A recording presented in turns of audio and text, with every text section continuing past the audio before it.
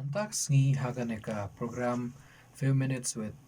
short lengdo ane khandiat teliki minute pat I short lengdo ngidan yakine ki nongruai ki ba phila bansha score ka jingruai jongki barang is campaign yo ma de ki jingkrku.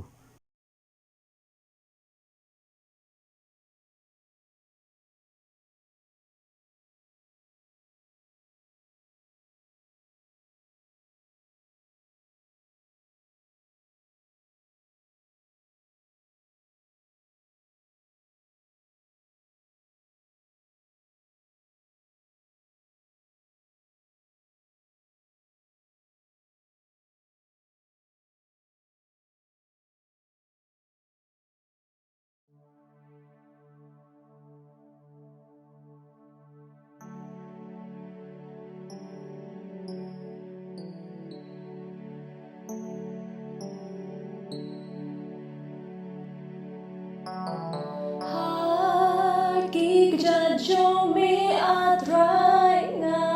nguh Sngap Ngan phla phla kynduh Bala isih jingbymman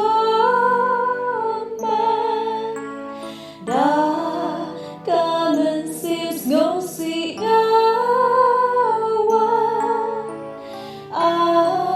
Trai Men đang i-synei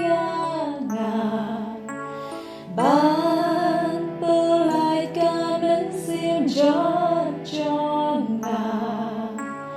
Pynshait dohnud tlot Ngan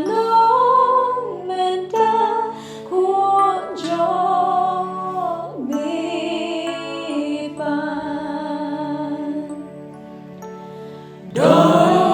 Jingphai Pynshait Pynshait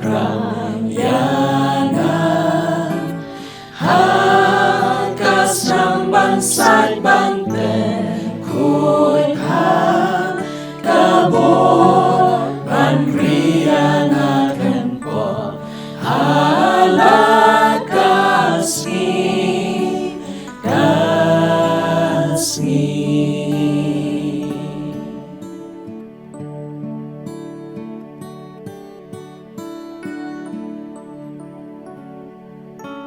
Ngan tiếng lầy cùng ba bên sân ya khi mynsiem PHAWA ya là khi bom ba đầy phla ba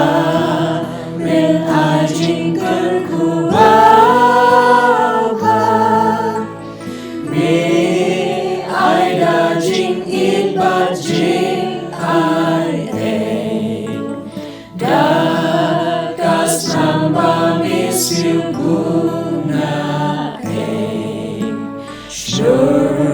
ngawan syaka JINGBIT ngan duai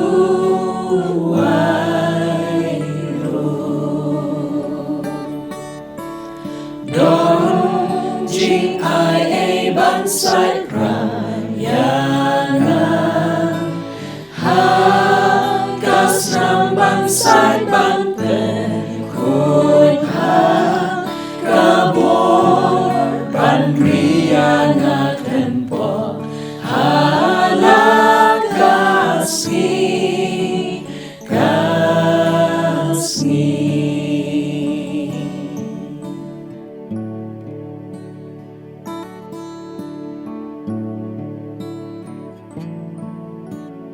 BAROH kiwa jingkerku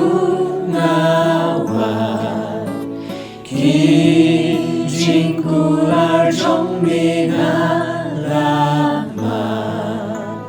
kum balong hingawan gange kum bangalong himip yang be hukum bangan like na jing long round job of birthday jing